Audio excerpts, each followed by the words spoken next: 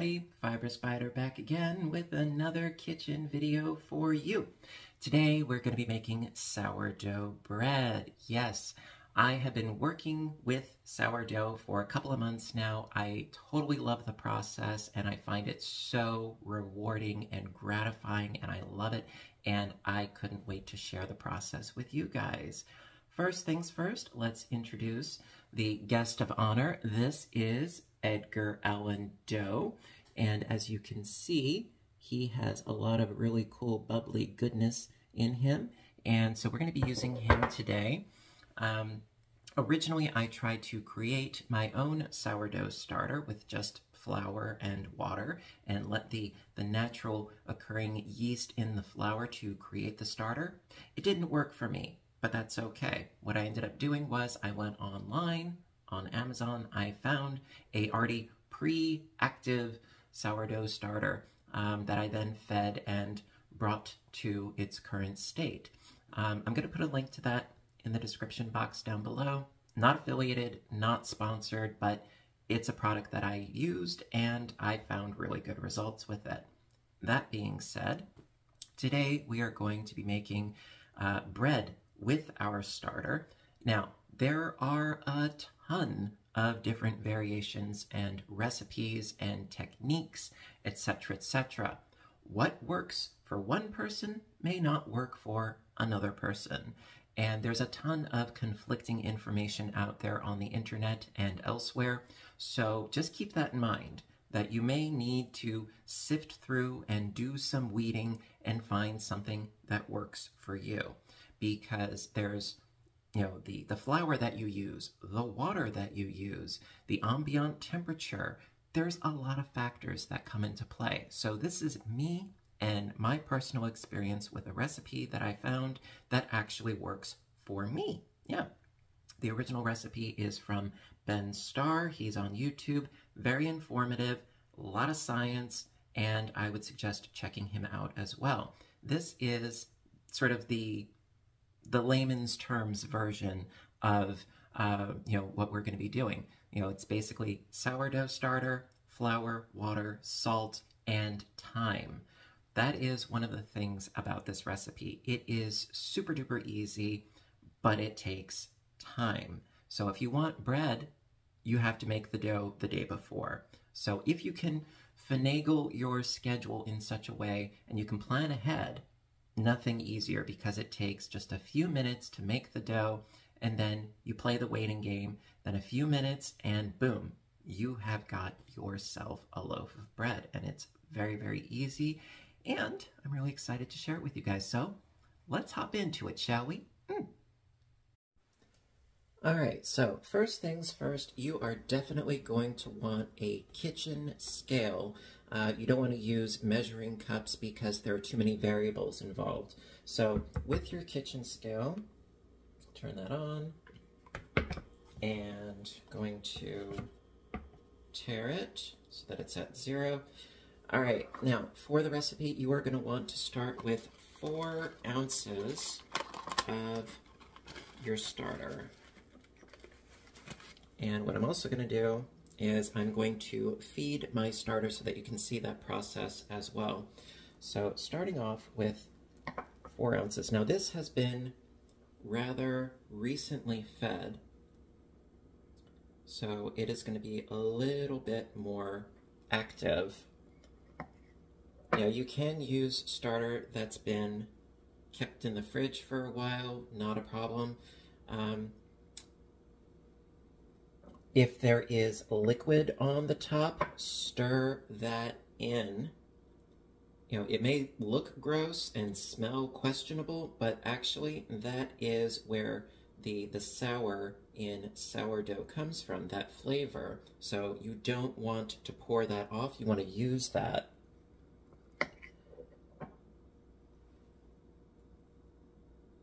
And I've used starter that has been in the fridge for, like a couple of weeks, and it works great. It tastes fine, and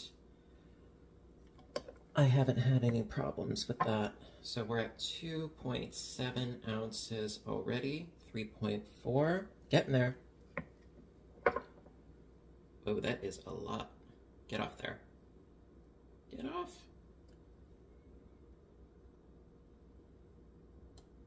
Okay, 4.1, that is fine. That will do. All right, then, so I'm going to set that to the side. Then we're also going to actually feed the starter. Now I can, actually I can get rid of some more starter and save it for later. All right, I'm having issues here. Come on. Thank you.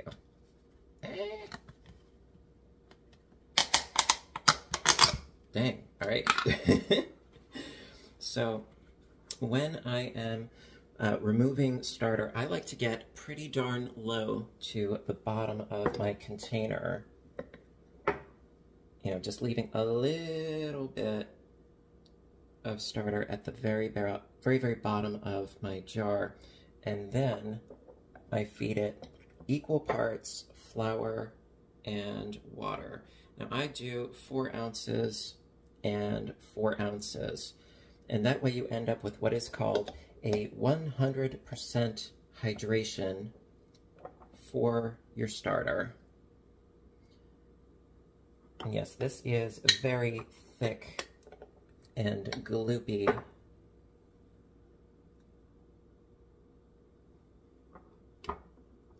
Okay, you know what? I think we are good with the level that it's at right now, I think. All right, so bear with me a moment.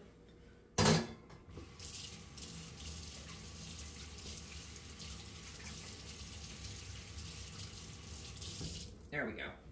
Okay. So, pop this on the scale now. Make sure it's tared out. Okay, and then I'm gonna add to my container. And like I said, there's maybe like a ½ inch of starter at the very bottom there. So I'm gonna add 4 ounces of filtered water.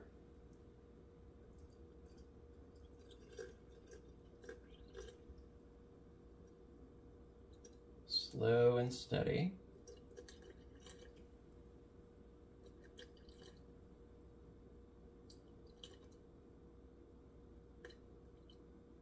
A little bit more. Perfect, okay. So I've got 4 ounces of water in there. Then we add 4 ounces of flour. Give it a good stir and let it do its thing.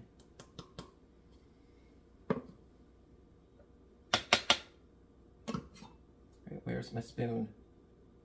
There it is. We'll tear it out. There we go. All right, so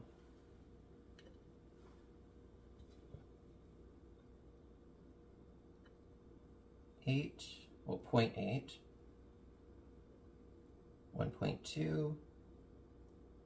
1.6, 2 ounces, 2.5, 2.9, getting there, 3.3,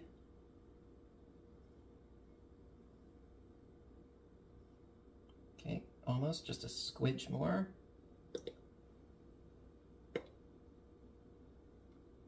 Perfect, okay. And yes, I know I spilled some on my scale here.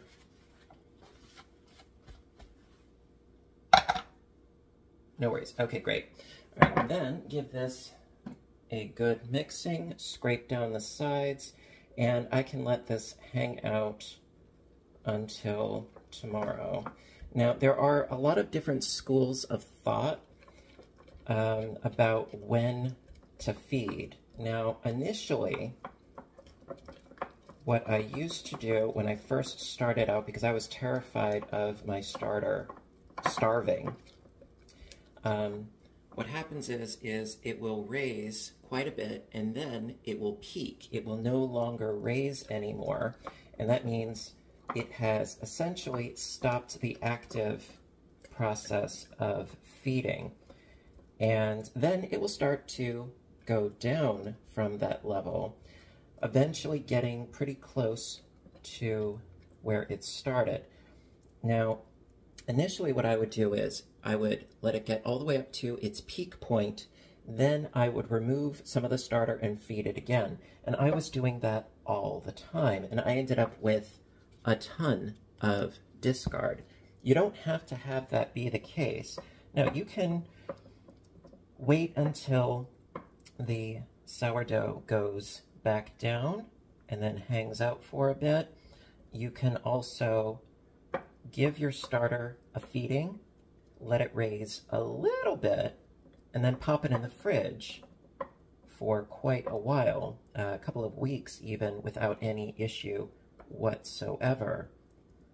The only thing that you want to be aware of is any activity of mold. That is your worst nightmare. Personally, I've never had that issue, knock on wood, thus far. So as long as you don't have mold, you are golden. All right, and as you can see, it's already at that mark because I've done this so many times that I've pretty much been able to figure out how much to remove from it, and then adding the 4 and 4 ounces, and I am back up to my rubber band mark. And then it's going to go all the way up to about here, and then start to work its way down. Now, this I can save for making bread, or whatever else I so choose. Pop this back on. It's just a coffee filter. And there you go. So now we're going to commence with the actual bread, now that little Edgar is taken care of and he's good to go until tomorrow. So let's move on to the next step. Okay, so as I said before, we've got 4 ounces of starter in here. It could be recently fed, not fed for quite some time, and it will work. It may take longer or shorter depending upon when the last feeding was. So to this 4 ounces of starter, we're going to add 12 ounces of filtered water and give it a good mix.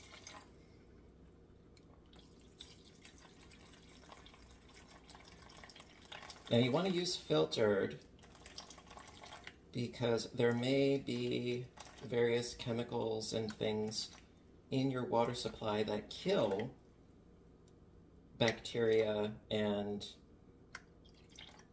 whatnot, and that we're dealing with a living thing here, and you don't want to kill it off.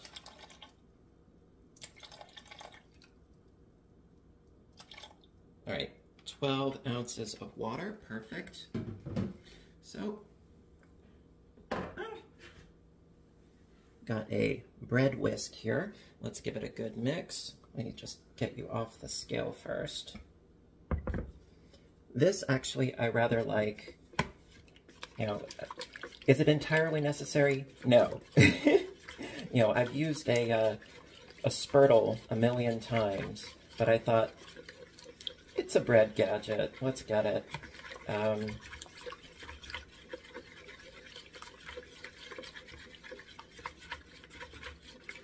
So basically we're just incorporating these two together. There we go. See, if you try to do what I just did with a regular balloon whisk, yeah, good luck with that. This works out rather nicely. So that's been mixed together. And then going to add our flour and our salt. Now, I am going no frills. I am using all-purpose flour that I often get from Walmart, and it works just fine for me. So we're going to add 1 pound 4 ounces or 16 ounces of flour here, so quite a bit.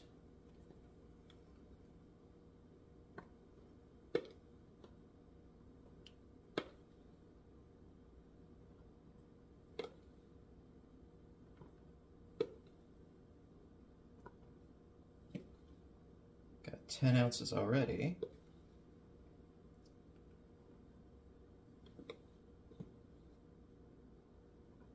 Well, I'm sorry if I misspoke. I think I said 16 ounces. It's 1 pound 4 ounces, which is 20 ounces. Because 16 ounces is a pound. And 4 additional ounces is 20 ounces. Not trying to be confusing. All right, so I've got 3.5.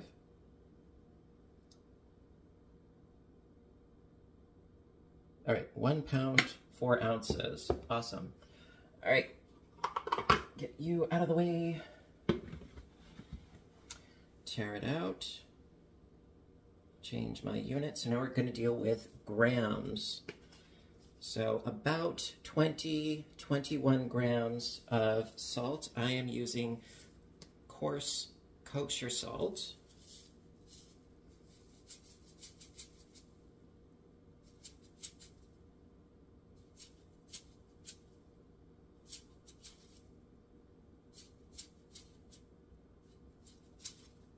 All right, I got 22. Actually, that's fine.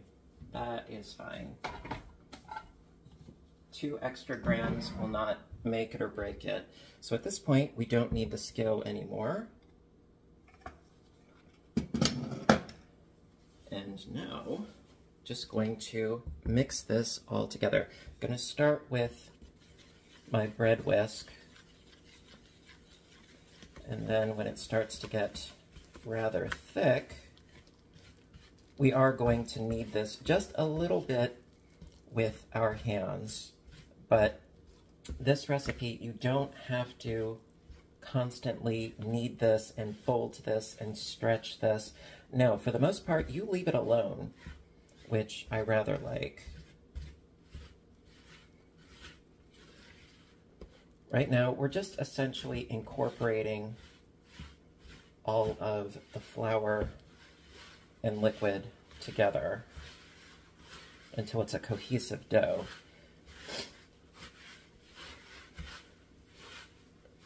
Right now it's a bit shaggy.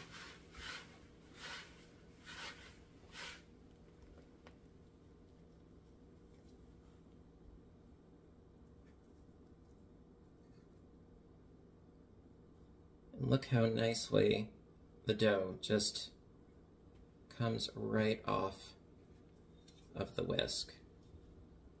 You know, granted there are little bits and bobs, but that's not bad, honestly. All right, now, get another bowl. So right now, just going to bring it all together.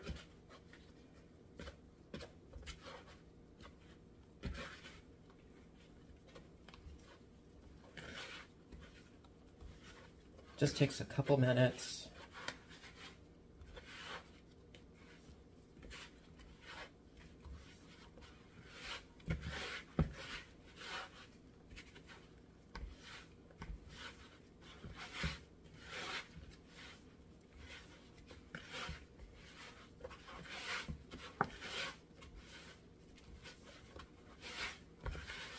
Also, another thing that I did not mention is that just prior to mixing with the dough whisk, you can add a bunch of different things to your dough for different flavors. And I did one once, and it came out so awesome. I added, it was a blend of shredded Colby Jack cheese and pickled jalapenos. Oh my god. It was really good. I think I added, maybe it was a cup of the cheese and a cup of the jalapenos. And then I made a grilled cheese with it. Oh my. The sky opened up and heaven smiled down upon me. It was absolutely delightful. So you could also add, you know, various herbs, spices, what have you. This is very, very versatile. So yeah, our dough has come together right now over me. And that's really all that there is to it. So at this point, you know, I mean, is it completely mixed together? No, there's some still little dry bits, but for the most part, it is where we need it to be. You know, this is not like making pasta dough because we are going to let this sit for the better part of 24 hours until our dough has doubled in size. You really don't need to spray this or oil this or anything. Just pop this into a clean bowl, and then going to wrap it up. Actually, you know what? Give me just 1 second. I'm a little I'm a little sticky at the moment. Give me 1 second. I'll be right back. Okay, I feel more like myself again. All right, so as you can see, where the dough currently is, you can see the black line quite clearly with the level of where the dough is right now. So I'm going to cover this with just some saran wrap.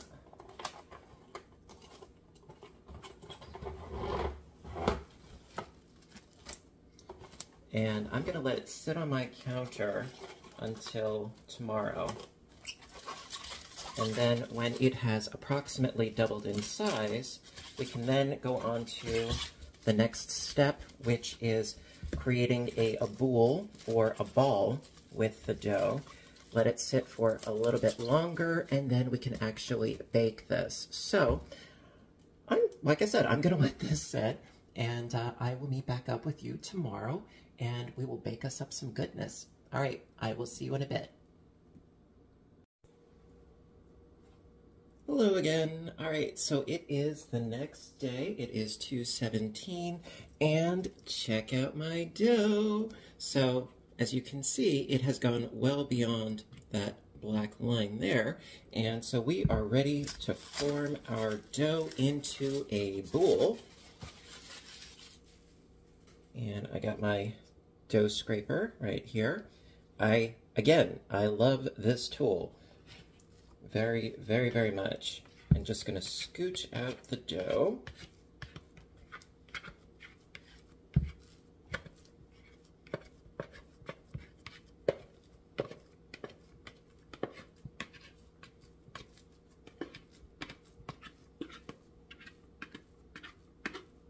Now, with most breads, you want to punch the air out. You don't want to do that with this. No, we worked hard to get air into the dough.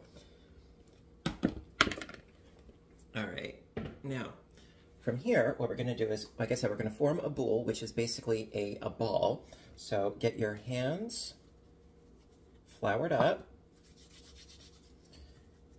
and we're going to create surface tension on this blob of dough by basically scooching the dough under itself and adding more flour because you don't want this dough, which is really sticky, sticking to your hands.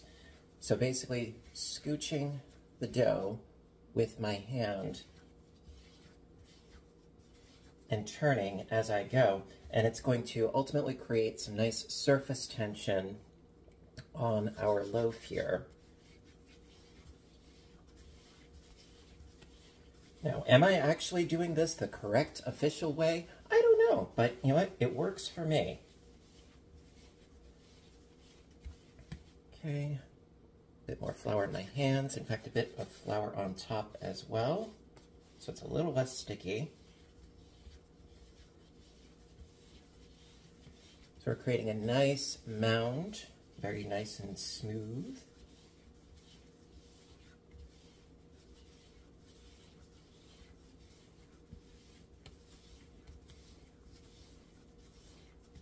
A little bit more flour.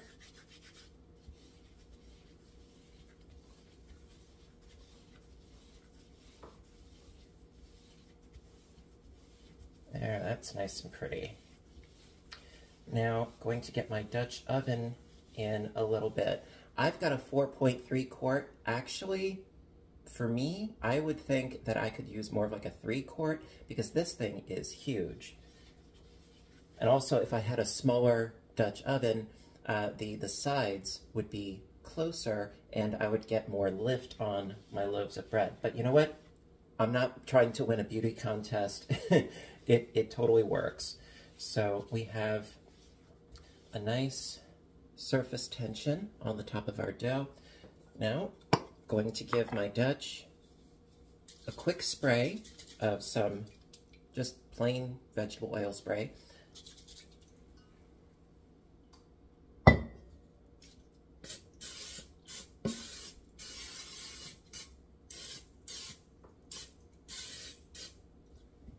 All right, then pop this sucker in. There we are. Get my cover. And now we get to let it sit for a little bit longer, actually.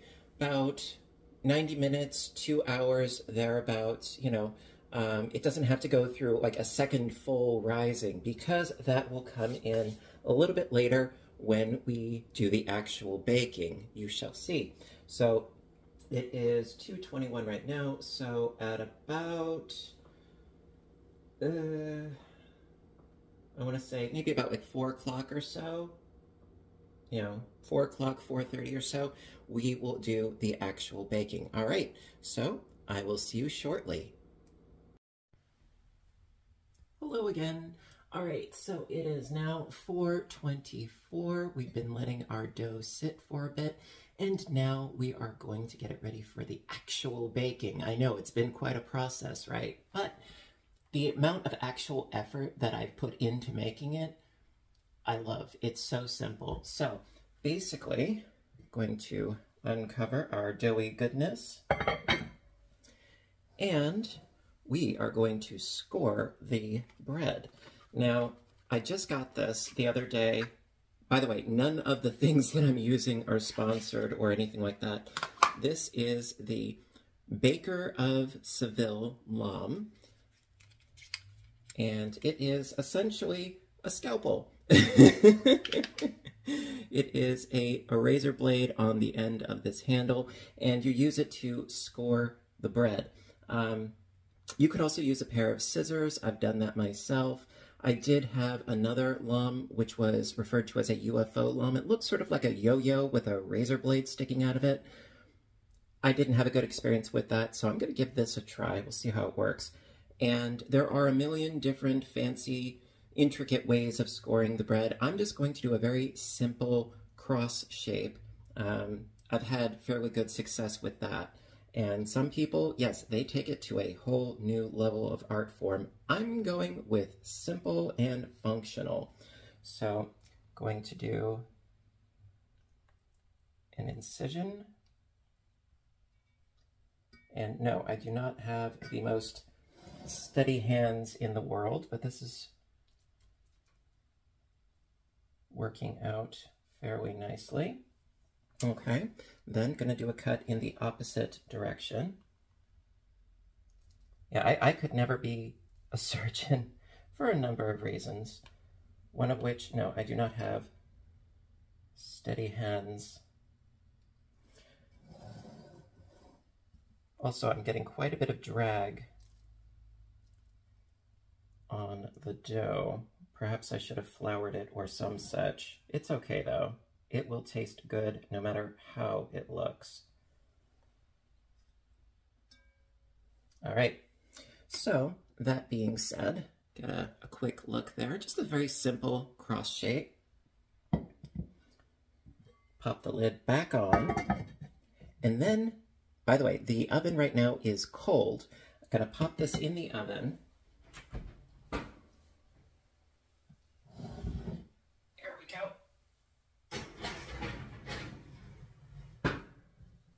And then turn the oven on. The Dutch oven is going to act as also a way to further proof the dough as well because it is nice and enclosed. So I'm going to set my oven on to 425. Start. And I'm also going to set my timer for 45 minutes.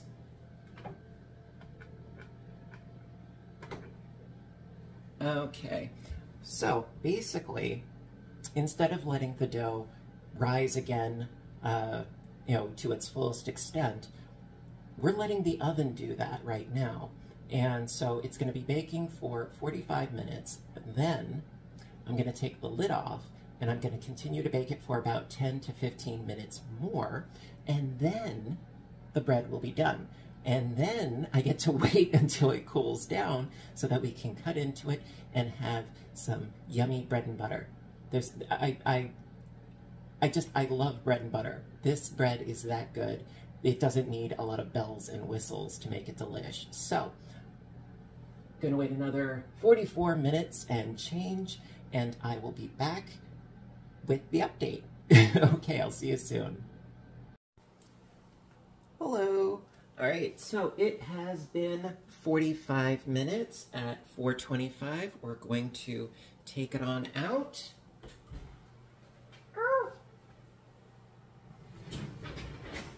Oh, okay. And keep the heat inside there. All we're gonna do really is just remove the lid. Woo! It is steaming up a storm. Doesn't that look gorgeous? All right, so we're gonna give it a little bit more color. Gonna pop it back in the oven for another 15 minutes. And that is gonna produce a really nice coloration on top. So let me set my timer.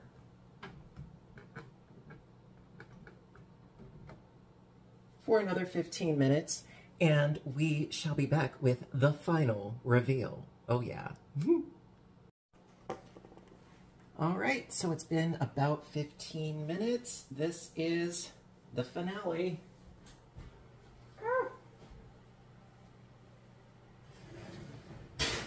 And here we go. An absolute delightful bit of gorgeousness. Okay, and it's a good thing that we sprayed because this is going to come out really easy. Like so. And now the waiting game once again. You don't want to cut this right out of the oven because all the steam coming out of it will make the cut surface really gummy. Trust me, I know from experience you don't want to do that. There is nothing quite like fresh baked bread, but a little bit of patience is also required. So this is steaming hot. Also, of course, be extremely careful of your Dutch oven. You do not want to touch that right now. Let everything cool down completely before cleaning and such. And so yeah, I'm going to let this cool down to room temperature before I even attempt to cut it open. And then we can do the tasting, all right? So I will be back when it is cooled down and we shall commence with the eatings. All right, I'll see you soon. Hello again. All right, so it's been a couple of hours. In fact, well, it's 1:45 in the morning. I let this thing cool down completely. You don't have to go as crazy as I did, but we are going to cut this open and we are going to enjoy a slice. Now, typically how I usually start is I go down the center directly because I always like to give half away and keep the other half for myself because, well, as good as this bread is, there are no added preservatives and whatnot in it, so it doesn't stay as fresh as long as one would like. But it's just so delicious. I love it. So I'm going to start going down the middle, and it has such a lovely crust. It is very, very, very robust and chewy and crunchy all at once. Okay, I gotta do a little bit more before I can do the great reveal. Pardon me for a moment, sorry. Okay, I think I got it. There we go, all those lovely air bubbles. Now, if you do the folding and kneading technique with your dough, which I refer to as babysitting, you would end up with a lot more of those really gorgeous air bubbles. But air bubbles, as Ben Starr would say, they don't taste like anything. Isn't that gorgeous? Absolutely. All right, so I'm going to take half of that and I'm going to store that. one of my coworkers is going to get to enjoy this tomorrow. And then the other half, I like to use a different knife. This was a present from my mom. This is I believe it's a bow knife, because it's sort of like a bow for a stringed instrument. And I think it's kind of neat, you know. So instead of, you know, going like this, you go like this. So I'll show you how this works.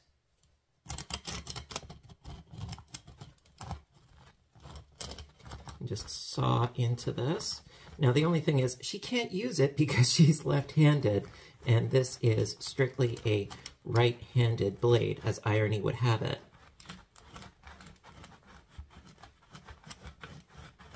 And the bottom crust is a little tough, but that's actually a good thing. And there we go. Beautiful. Absolutely beautiful. So I'm going to slather some butter on here, and we shall do the testing. And we are finally ready to enjoy the fruits of our labors. A little slice of heaven. I love this stuff. Mmm. Mmm. Mmm. Got some good crunch on the crust, excuse me.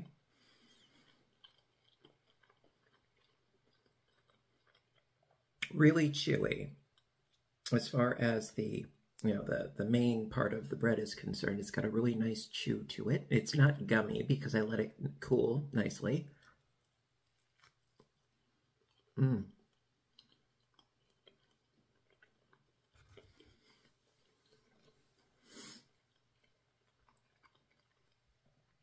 It's very hearty. It's very robust. It feels very satisfying, quite frankly.